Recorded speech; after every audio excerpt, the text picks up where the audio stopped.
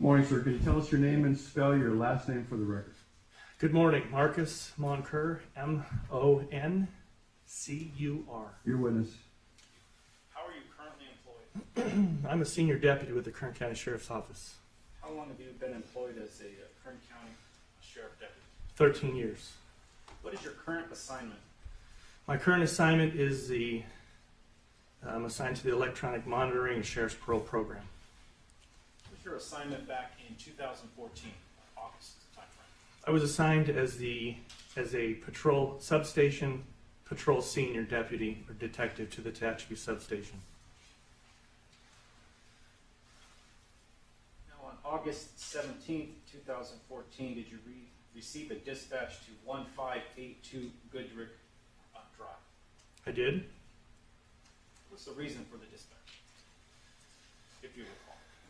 It was originally dispatched as a suspicious circumstance where a coworker had shown up to work and found his coworker bleeding, and the interior of the business was ransacked or searched through. Do you recall the approximate time that you received the call out? It was about 1847 hours. Now, once you received the dispatch call, what did you do? Deputies, myself and two other deputies, responded to the location. And do you recall the names of the two other deputies? Yes, sir. It was Deputy Fernandez and Deputy Newell. Do you recall who arrived first? I did. Now, the location 1582 Goodrick Drive. Had you ever been there before? Yes and no. And had you ever been there on a police call out? No. Now, when you were dispatched, were you given a particular location that you should go to?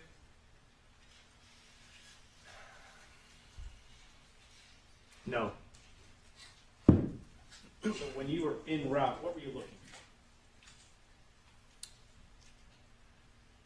for? Basically a reporting party, someone to flag us down, something that was obvious to me that the reason we were being dispatched. Now, when you arrived at the location, what did you see?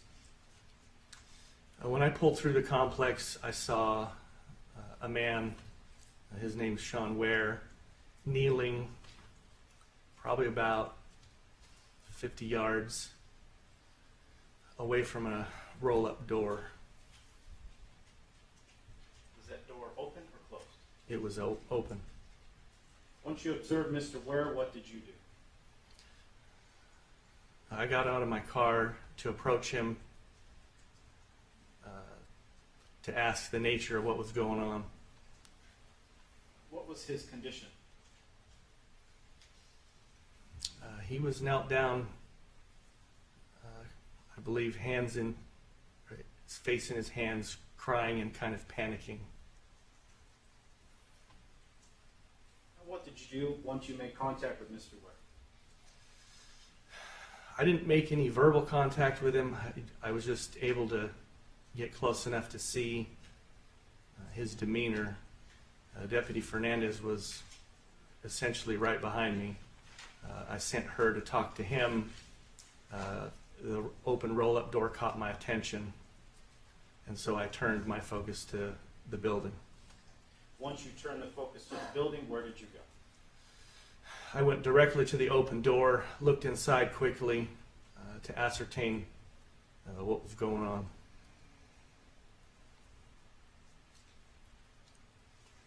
What did you see? I saw a Chevy pickup with a service-type tool bed sitting parked inside the roll-up door, and then a man's body that was later identified as Robert Limon laying against the front driver's side wheel of that pickup. Prior to entry into that location, did you see any signage that kind of told you what business this was? No. Now,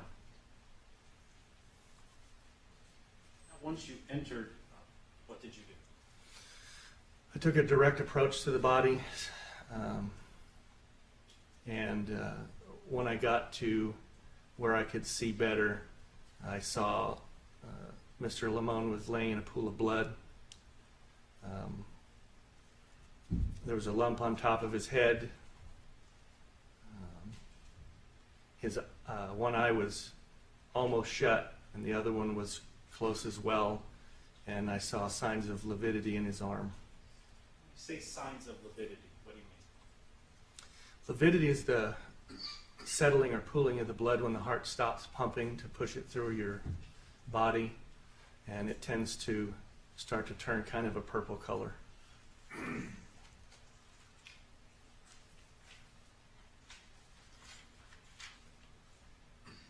After making those observations, what did you do? I radioed for medical personnel, and then I asked Deputy Fernandez to basically cordon off the area as a crime scene. How long did it take for medical personnel to arrive? I don't remember the exact time, but it was fairly quick. Now, when they arrived, did you observe what they did? The medical personnel. A little bit, yes. What did you see?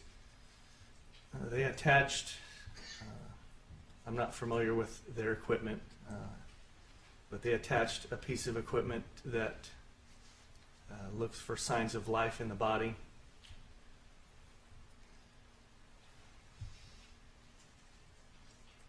Now, you directed the other deputy to cordon off the area. Yes. Did you observe what area was cordoned off?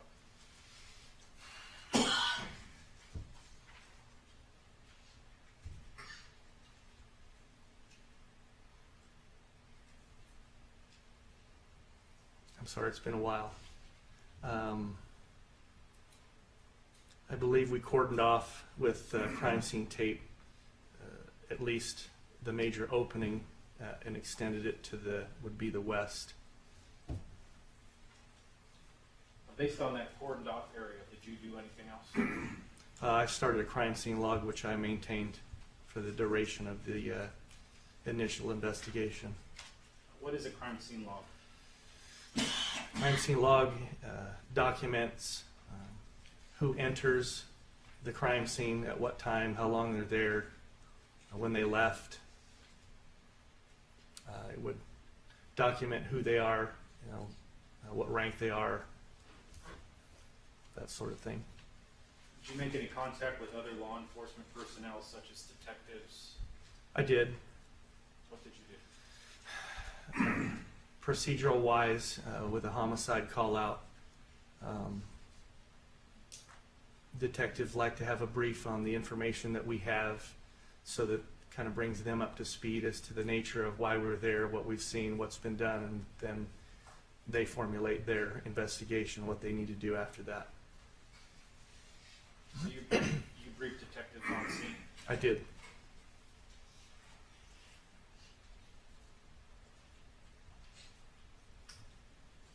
Nothing further.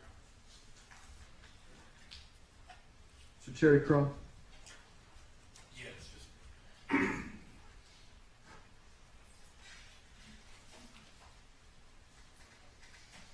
Good morning, Deputy Moncur. Good morning, sir. You indicated you arrived on scene, I believe it was around 1852 hours? Roughly, yes, sir. Okay. And for those of us who are not all that sharp on military time, that's That's- 6:52 p.m.? Yes, sir. Okay. And you indicated that you made initial contact with Sean Ware, is that right? Or you saw him? Yes. Now, were you in a unit by yourself? Yes. And was it Deputy Fernandez? Was she also in a unit by herself? Yes. And And she arrived shortly after you did, is that right? Yes. Did you arrive kind of in tandem, same time? Essentially, yes.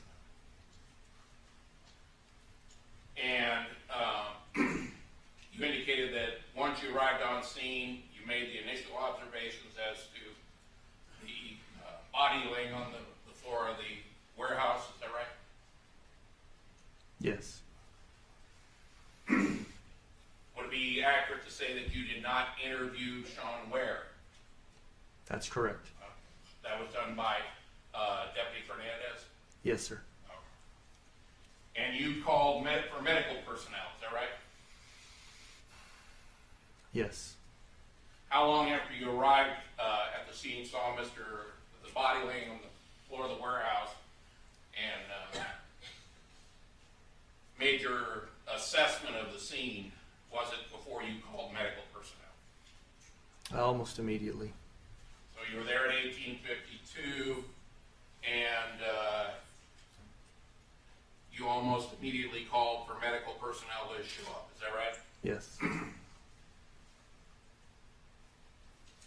And you called for medical, were you calling for firefighters or paramedics from the fire department? No, we just generically asked for medical aid and then dispatch handles the rest. And what ended up happening was personnel from the fire department showed up, is that right?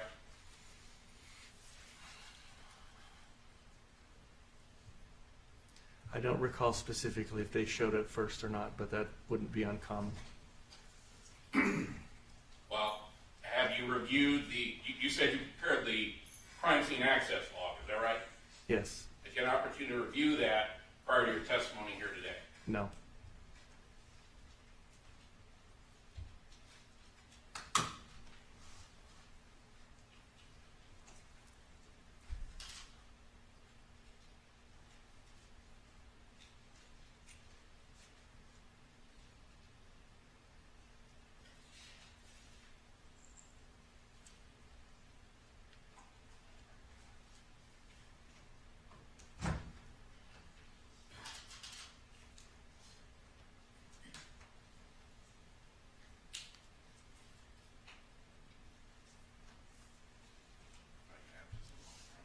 Sure.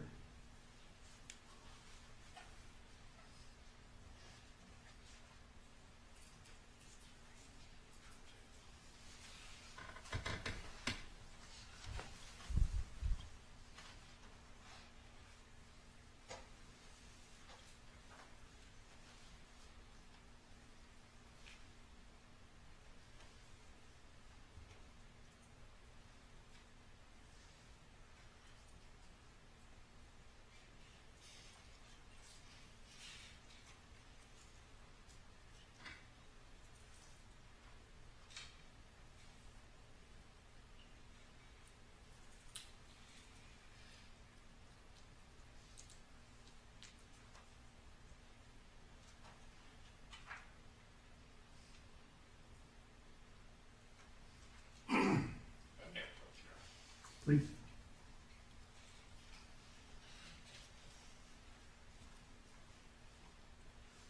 Ask you to take a look at that document. Is that the crime scene access log that you prepared? Yes. And does it indicate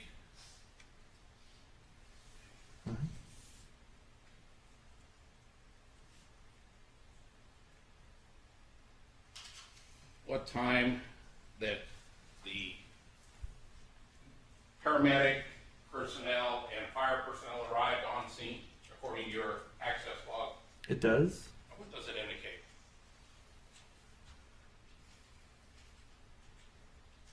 Looks like the fire department showed up first. And what time did they show up? 1921 or 7:21 p.m. Well, that's what date and time they were out, was it not? Didn't they show up at 1856 hours? I'm sorry, sir. Yes. So 4 minutes after you called them, they arrived on scene. Is that right? Yes. Okay.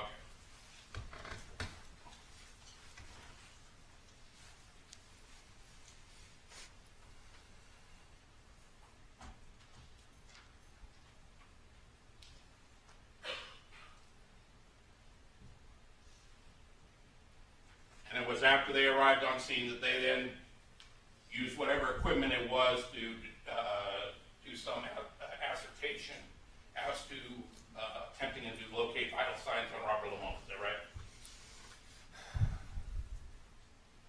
right? I don't recall the fire department doing that. Well, certainly the paramedic would have done that, right? Yes, And the paramedic arrived at the same time as the firefighters, did they not? yes, And left approximately 3 minutes after the firefighters had left, right? yes.